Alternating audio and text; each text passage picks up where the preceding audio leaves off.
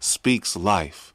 That's why the world needs more poets. That right there is the voice of power, the voice of concern, the voice of love, the voice of leadership, the voice of vision, the voice of direction. What a voice has been for us. That is a Grammy Award nominated voice right there, ladies and gentlemen. That is an HBO Deaf Poet voice right there, ladies and gentlemen. That is a voice that has been featured and collaborated with some of the greatest artists of all time, including Kanye West, John Legend, and Slum Village, ladies and gentlemen. This is the voice of a friend and my brother. The one and only J.Ivy is on the line with us right now. J.Ivy, what up? Hey, Jay. Hey, what it do, my brother? What it do? Man, come on, man. Come on, man. Let's talk about it, man. Thank you, brother. We're going to do this again in person, but I just wanted to make sure, because this is our last week on air, and so I wanted to make sure I at least tapped in for a second. But you and we're going to sit down in person and do this again, but it's an amazing celebration. Citizens, I'm opening up the phone line. J.Ivy, I think a lot of people, first time they either heard or saw you was either HBO Deaf Poet, the Deaf Poet Show, or the College Dropout album on the song Never Let Me Down. And since then, I just think you have such a unique journey in your artistry. It's not like a MC. It's not like a rapper. It's not like a dancer. It's not like a DJ. It's a poet. You are a modern-day griot. You are a modern-day orator or oracle. You are somebody who speaks the times in real time and give your perspective on it. And it's your work that years from now that scholars and academics could go back to and listen to your poems, and listen to your poetry, and know what was happening in that time. I'm curious, J.Ivy, you had an option, though. You could have went any route, but you chose poetry. When did that happen? Man, what happened in high school, man? I had my English teacher, she made me do a show. And first time ever on stage, I got a standing ovation. I just fell in love with the art and just kept pursuing that feeling. You know, I went from this broken kid who felt invisible and lacked confidence and felt like nobody was listening to him to, you know, seeing that people actually heard me and actually saw me. It just kind of found me, and I found it, and just kept moving with it, man. Just off the pure love and passion for it. Was it the reaction you got that lured you in, or was it the information you gave and how people, what people took away from it? I mean, initially, I think it was the reaction, just seeing people on their feet, standing up, clapping for me. It was an eye opener, and then it was, oh wow, they heard what I had to say. But that initial reaction was, that was the shock of it all. Like, yo, y'all standing up for me, y'all clapping for me, Mm-hmm. And then it went from, oh well, let me continue to dive deeper into these stories that's on my heart, and then it was the reaction of people hearing what I had to say. Like, now I'm realizing, okay, they're really paying attention to the words. It's not just my voice; it's my words that they really paying attention to. So that's what really just lit that fire.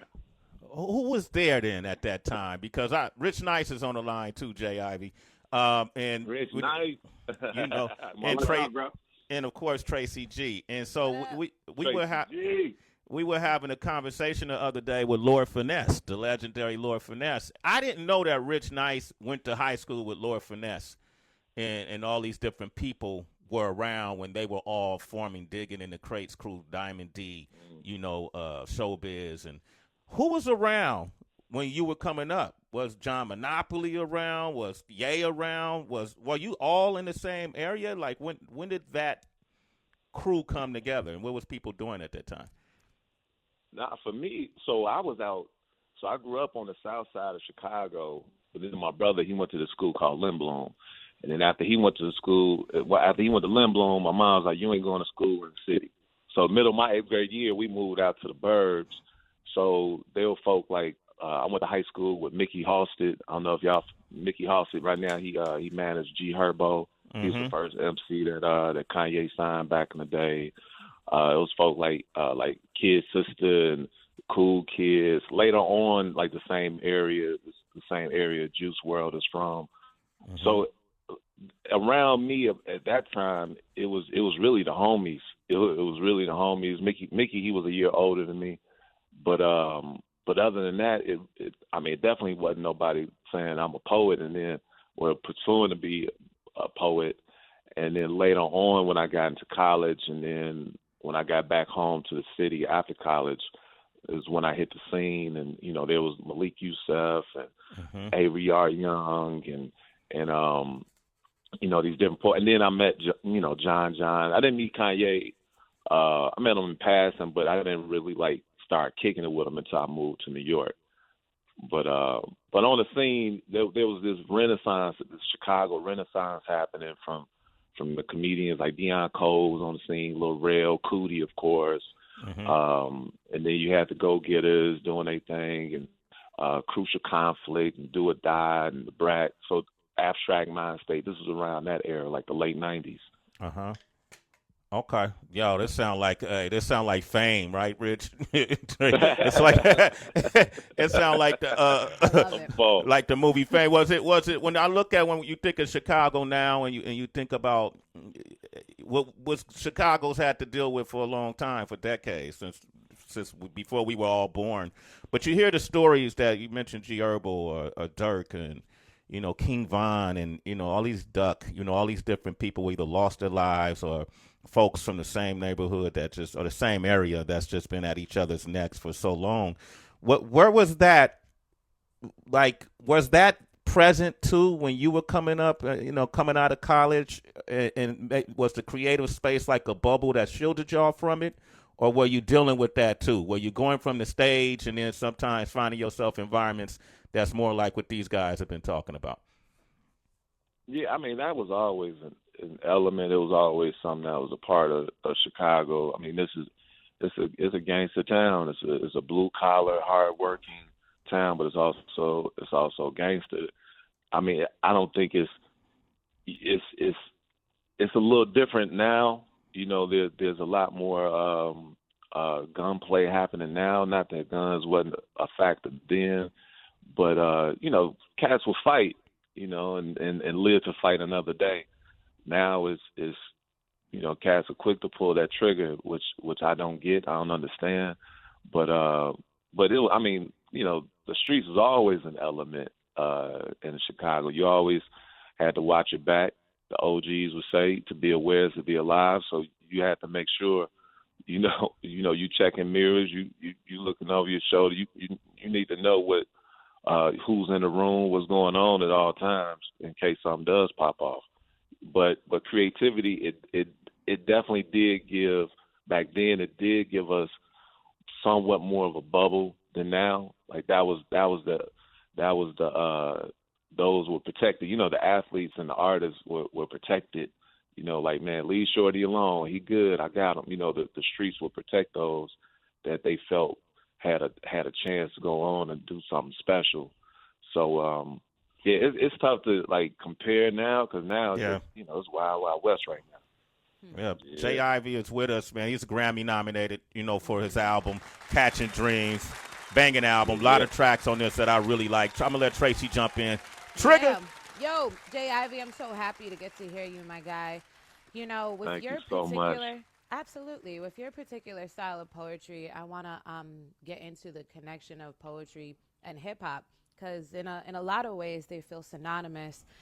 People will speak about their favorite MC, and in their description they'll mention that he or him is a poet, But we don't often think, I don't believe that every poet is necessarily an MC. So I'm curious for you, if someone is a rapper, in your eyes, does that automatically make them a poet?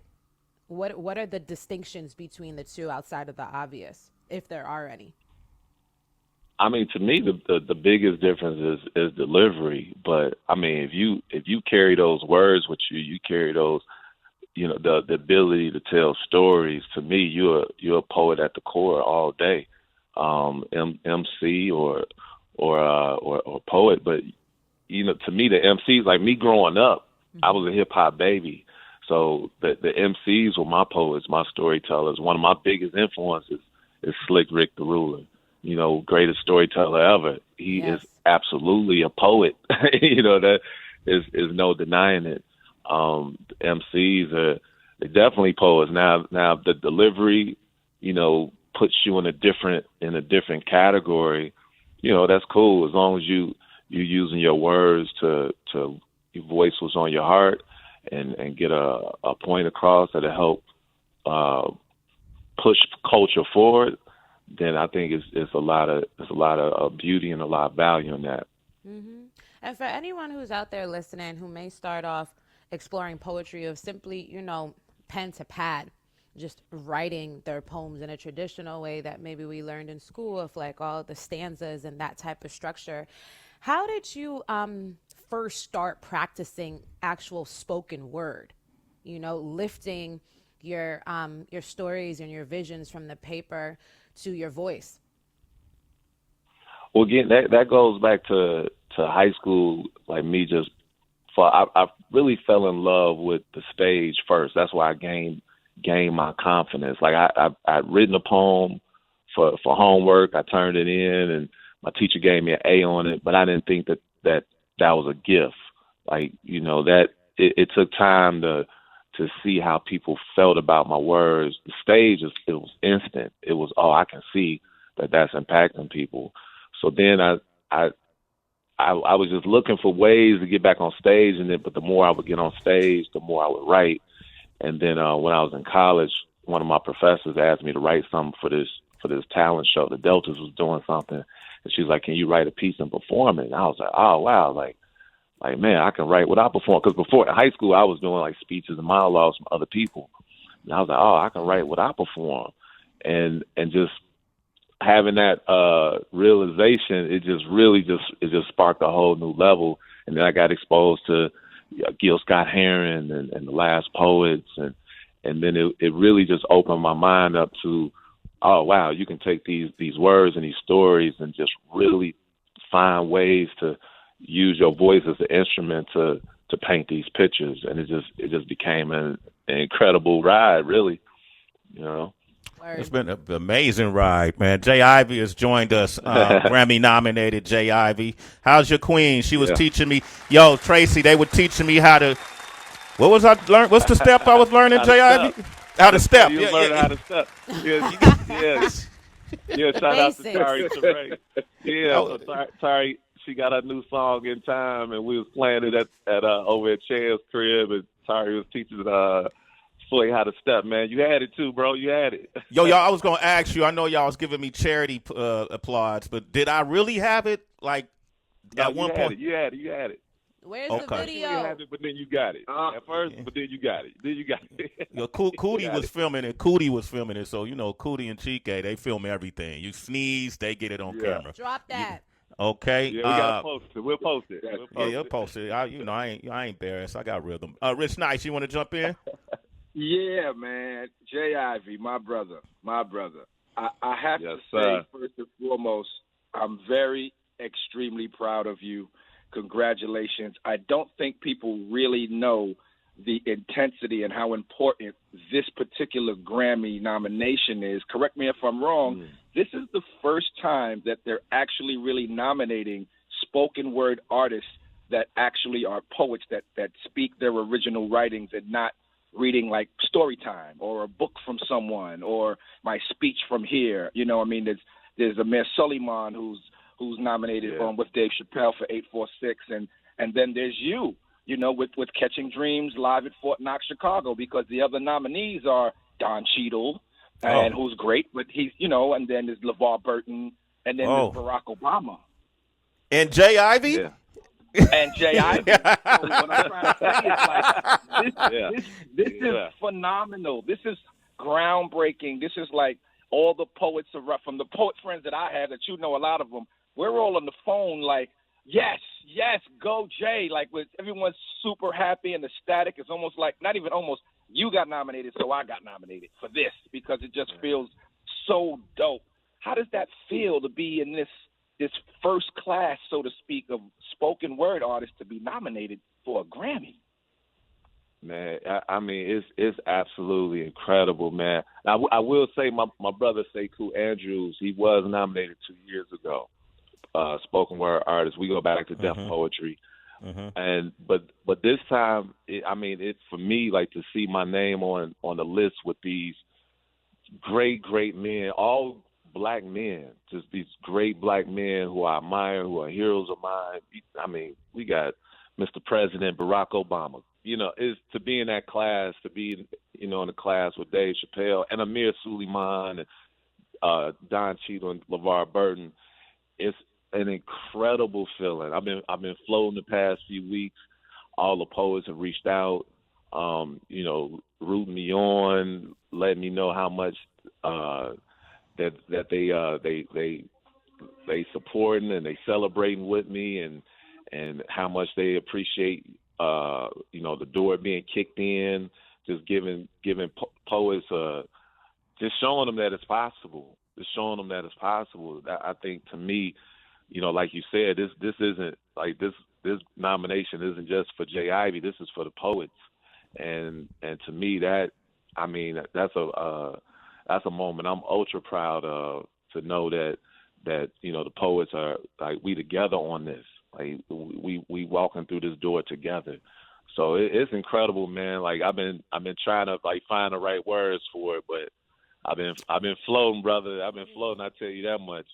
Yeah, that's incredible, man. It's so great, because prior to this, it's always been, go on Broadway and win a Tony Award, or be a part of a TV show or something like that. So it's just, man, big up and salute. Man, this is just an amazing thing. I'm happy for you. And we got to put a round of applause for that. Come on, Tone. Let's get some applause. Come on. Tone, where you at, Tone? All right. We got some people on the line, too. I want to go to line 2. Aaron is on the line from Cali. Aaron, let me see if I can put Aaron, Grand Risers, how you doing? Man, Grand Risers, it's like the second time I've been on the show, man. I love y'all show. I appreciate all that y'all do. Thank you, I brother. got a couple questions for Brother Ivy, man. I've been listening to you since I was in like the 4th, 5th grade, when Kanye first came out with the College Dropout Project. And I've always respected you as a poet. It's part of the reason why I became a poet myself. My question to you, though, is how do you feel as an actual spoken word artist? Like, no offense to the other people in the category with you, especially my brother Barack Obama, but to keep it a buck, none of them outside of yourself are actual spoken word artists. So how do you feel going forward into, on this journey? Like, how would you feel bringing in other spoken word artists like myself, or even like my brother Brandon Lee, into this category, into this fold, to really start getting our art form some real praise? Man, well, first, Aaron, thank you, brother. That means a lot. Definitely keep doing your thing with your art.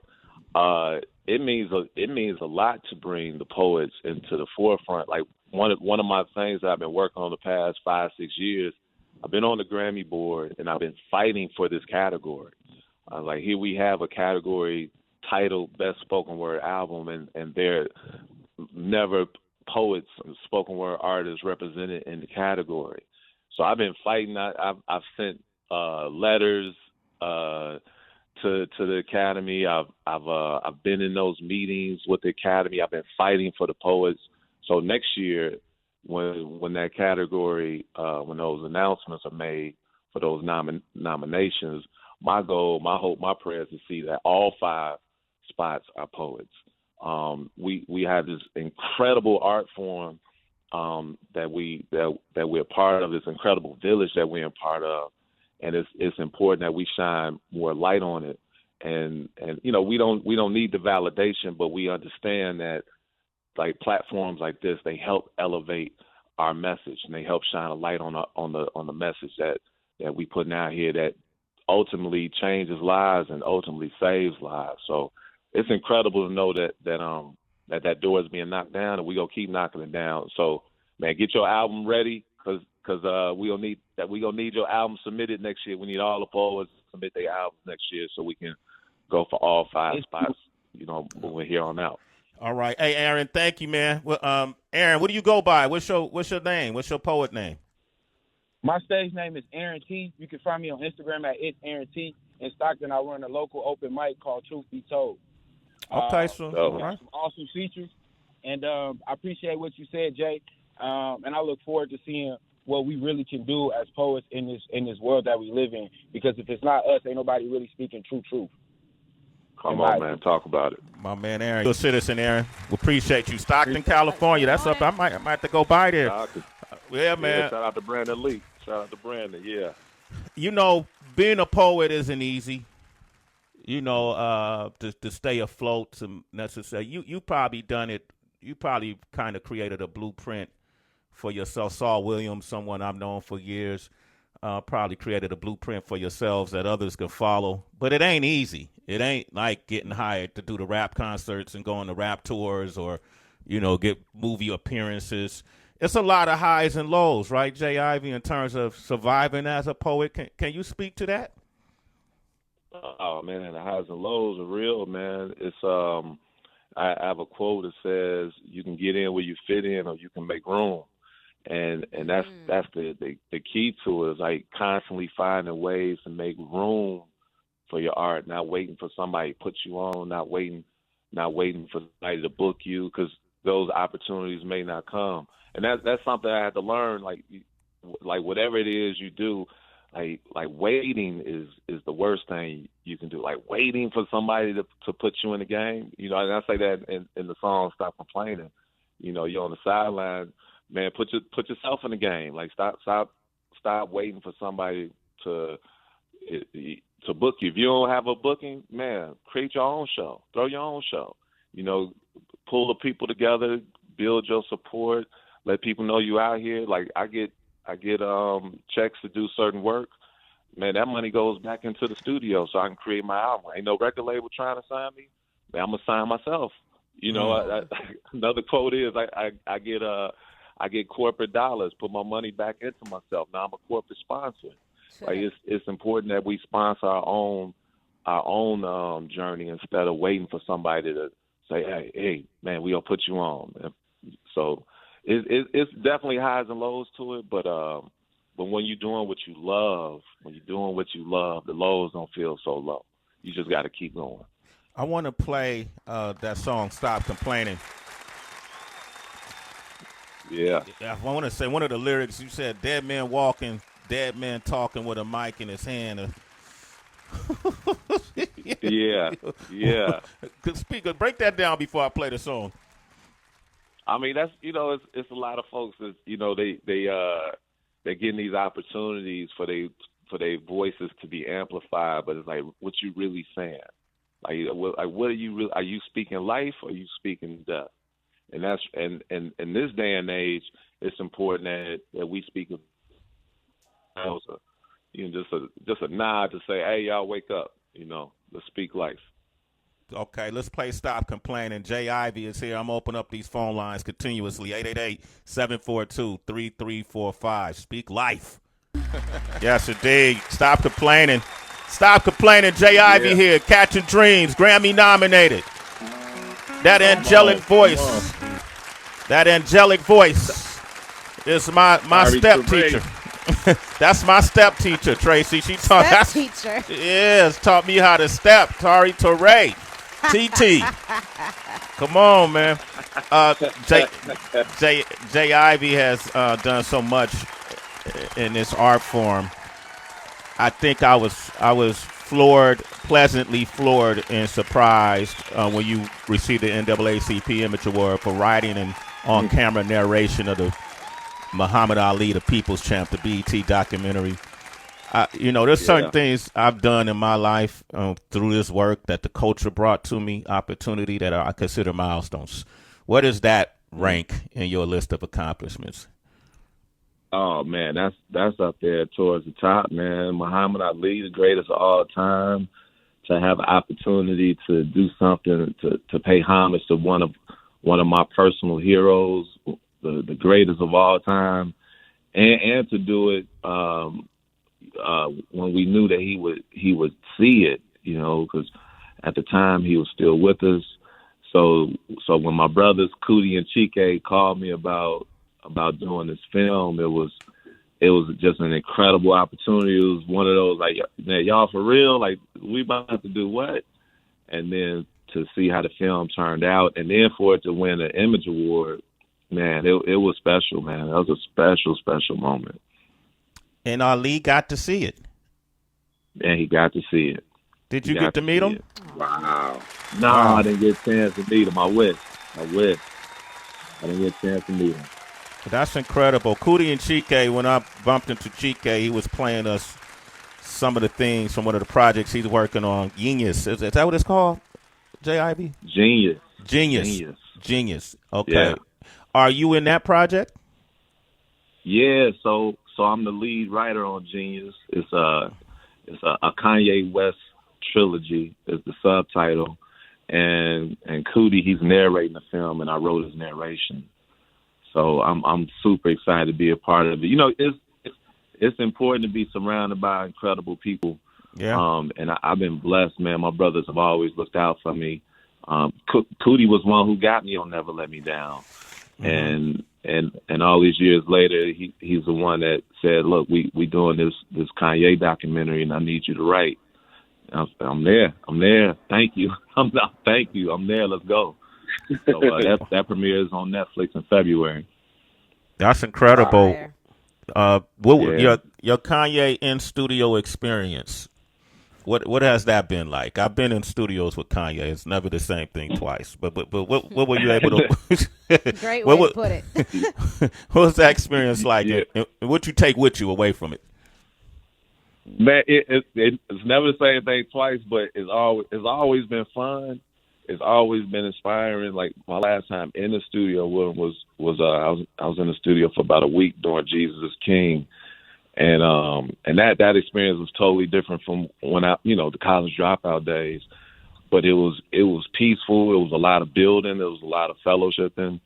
Kanye he listens like more than what people may know. When it's a room full of like great creatives, like he's absorbing and he's listening, and at the same time everybody's creating this magic together. So it's always been dope, and it's always been inspiring, man, like, and fun, really. Yeah, was it any videos playing in the background on the monitor, or anything that could kind of set a vibe for the room, or it was just people gathering, just buzzing? Like for Jesus King, it was just people gathering, buzzing. This is when he had those huts outside, those domes. So we would, so everybody would just work all day, and then we would go out in those huts, and he'd have a chef come out, and we all just, everybody, whoever was there, from the MCs to the engineers to, he had folks that was doing architecture work, and everybody would come together, and we would all eat together in these domes, break bread. And then after that, we'd go and listen to what everybody worked on during the day. So it was just this constant, like, beautiful, just a lot of building going on. Now, I did see the monitors, like when Cootie, he showed me footage when he went to Wyoming. He had, like, the imagery, showing. Actually, some of that is in the film, too. So, but, yeah, it's always, he had things on the wall, like quotes on the wall. Jesus King, so it was big, Bible verses blown up. That was around the wall. So those things like that for the imagery, different images that he was using for the that he was getting together for the IMAX film were on the walls. So definitely inspiration to draw from in the room. Jay, I'm curious. In hip hop, often it's referred to as a sport, right? And we hear MCs speak all the time about striving to outwork each other, striving to be the GOAT, or at bare minimum within someone's top 5, Is that type of energy prevalent in the spoken word world at all? Yeah. It's a positive competition. It's more inspiration than anything. Like if I sit back and 3 weeks ago, I'm at Madison Square Garden, and I see Amir Suleiman perform for a sold-out Madison Square Garden with Dave Chappelle, and he shut it down. He went up. Matter of fact, he went up. Busta Rhymes went up, and then Amir went up after Busta Rhymes. I'm like, there's not many people on the planet that come behind Busta Rhymes. Yeah. And you know what I mean? Like, there's not many people on the planet. So, like, when you see somebody with that kind of just man, that power and that force and just has a way with their words, it naturally inspires you to go back and like, oh man, let me get on my pen because I know what I have is great as well. And that's definitely existent in poetry. We all admire each other's work. We're all inspired by each other's work. But you know, when it's our turn, you know what I mean? Like, you want to come with it. You got to come with it. You ain't got no choice. You know, so yeah, I say yeah. You know, speaking about that, it's interesting because rappers and poets are different in this one aspect, to where rappers usually don't perform something until they have like an album or a single that they're promoting. And it's different with poets. Poets will hit the stage consistently all the time, any day of the week, every day of the week. What is your favorite performance space in Chicago? My favorite performance space, House of Blues. House of Blues is absolutely one of them. I haven't performed there yet, but the Chicago Theater is a place that that place has been calling me in my dreams. So I'm looking forward to rocking there. But yeah, House of Blues probably has like been my favorite. And what would you say is your favorite underground spot that you tell someone, man, when you come to the crib, come over here, we getting it in? Favorite underground, like I love Promontory. Promontory is just a dope vibe. Like one of my favorite, it ain't there no more, but it was a spot called the Shrine that was a vibe. It ain't there no more, but Promontory is like that's probably like the favorite on the underground side. Hey, J.Ivy, man, poet beef. Did Tracy ask you about poet beef? Does that exist? Hey man, people are people, man. Like, yo, you had poet beef? It don't matter what you do. It don't matter what you do. It's gonna be there. So yeah, it exists. You ever had a back and forth with a poet? Yeah. I've had some back and forth, but I'm not the confrontational type. So I keep it moving. When the energy ain't right, you know, you folks take they swipes, they take another swipe. All right, I'm out. You know, so me, I just try and keep it moving. You know, so but yeah, I'll tell you about it one day. Are there like poetry battles? Could people do like this poetry? Oh yeah, I've seen it happen. I mean, it's again, like you have people that, you know, envy is a real thing. No matter what you do. So people, they may battle or they may try and block. Like Def Poetry had the things that Def Poetry was doing, like when it was just talks of the show. As a matter of fact, this is our 20-year anniversary of Def Poetry. My episode aired. I was on the first season. There was 4 episodes, and I was on the 3rd episode, December 28, 2001. And wow! When they were going around, they were trying. Hey, thank you, brother. They were trying to get poets. They were doing competitions in different cities to find a poet that would be on the show. And me and Torey, we had moved to Nashville at the time. So when the competition hit Chicago, nobody called me and told me it was coming. And I was devastated. But God worked it out, and I ended up being on the show before everybody else. But I would hear that, people were like, don't tell Jay, because Jay go get it. Don't tell Jay. So it was like people that were like really blocking me or trying to block me from the moment. But yeah, so it exists. Poet beef exists, man. Man, that's interesting. Hey, Jay, I'm gonna ask you a question. Where is heaven? Heaven's in the heart. It's in the heart. You have this song. I say that too, J.Ivy. I say that too. It's right in. It's within us. Heaven is right here. It's in your heart, right? And you have this song called "Heaven on Earth." on this project, which I think is one of the most beautiful. So when I saw the title, I was like, well, where's he going to go with this? And then when I heard the content, I was like, yo, that's amazing. Can you talk about developing that song? Man, so Heaven on Earth is dedicated to my wife, my soulmate, my stage mate, Tari Lanez. That's who you heard singing on Stop Complaining. She's just this incredibly beautiful human being. I swear I'm not being biased, but like, no, she's great. When I prayed, it was funny, you know, just being in the industry. And I remember telling folks that cause me and Tari, we were together for years, and then we broke up. I moved to New York, and then we got back together, and our bond was stronger than ever. And I remember telling some folks like, yeah, man, I'm about to propose, man. Like this, man, she the one. And I remember people telling me, don't do that. Like that's gonna mess up your career. Like don't do that. Like what? Like mess up my career. But when I prayed and I asked God for help, the response that I heard back was, I sent her.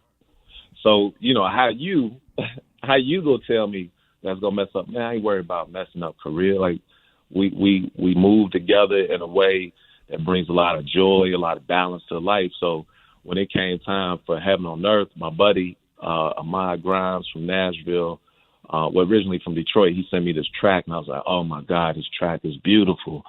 And then I reached out to Rel because I wanted the song to be a surprise to Tari. So I reached out to Rel. Everybody know Rel. He's, you know, on Rockefeller back in the day. Mm-hmm. And I said, Rel, I got this song, man. I need your help. So we were still staying in Harlem at the time, and Rel came through, and I actually recorded his vocals. The vocals that you hear on the record, I recorded at my crib in Harlem. And Rel is just a phenom of an artist. He's like, what you wanted to be about? I'm like, well, you know, this is how I feel. Boom, boom, boom. This man wrote the joint straight through, just sang and wrote while he was singing. I said, oh my God, like this is incredible. So then I wrote my verse, and I just really wanted the poem to pay homage to the feelings that I feel about Tari, because she one of the special ones, and sometimes we make the mistakes and let go of the special ones or mess it up. But yeah, you talking to me or Rich right now? You talking to Rich and me right now? Rich, you all right, Rich? You all right? I'm okay, brother. I'm all right. You all right, Rich? Yeah, man, we talk about that. Oh man, we let the best ones go. Oh man. My bad, Rich. My bad, bro. Man, can we talk? And Edith Yokley? Edith Yokley on the violin, yeah. All right. And she recorded her violin, those strings. She was like 6-7 months pregnant when she recorded those strings. So it was like some extra love that was in that record. Yeah. Okay. I want to play that record to end our conversation for now. You know, but I can't tell you enough. You know, I really feel connected to your journey. You know, I've known you a long time. You know, I watched you evolve a long time. I've always been in y'all circles, you know, as almost, I guess, like a big brother, you know, with Cootie and Chike and Rich Nice. And I used to, you know, they flew out to Florida with us, did a few things with us early on in the work, you know, and just being supportive of your music and of your work, rather, and music and what you stand for, J.Ivy. I really appreciate, man, as a man, what you stand for, the way you celebrate your relationship with your wife and how y'all do move. I truly respect that. The way you stayed the course. You never compromise yourself. Even when I see you doing commercials, it's still in your own way. And I love watching you doing these commercials. I love seeing you in these different pieces. And like you said, making room, not waiting, but making room for yourself. And here's the thing, J.Ivy. I don't even feel like you reached halftime yet. You still in the second quarter of your career. Man. You know, I don't feel like you reached halftime yet. You know, that first quarter is planting those seeds. You know, they may see them, they may not. Second quarter, they starting to blossom. Halftime is the big show. You know, halftime is the big show, and I see that for you. So continue success. I can't wait to see y'all again. I'm practicing my rhythm. I love it. I love it.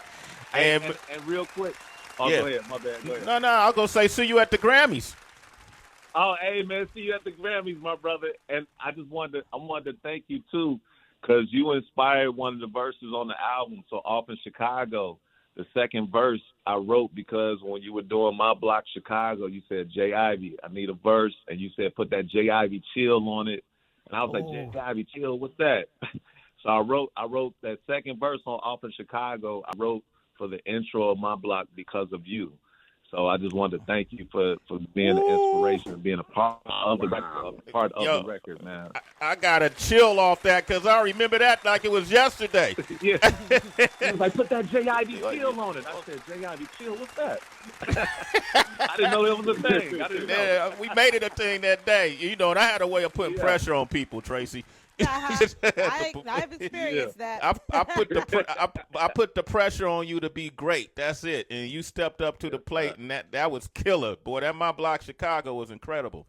But I didn't even realize. I got to go back and listen to it, man. I appreciate you, J.Ivy. Continue success, man. I appreciate you. All right. Thank y'all, man. Love y'all. Love you too. Yes. All right. Get the project if you haven't got it yet. It's been out. Catch Your Dreams is Grammy nominated. J.Ivy.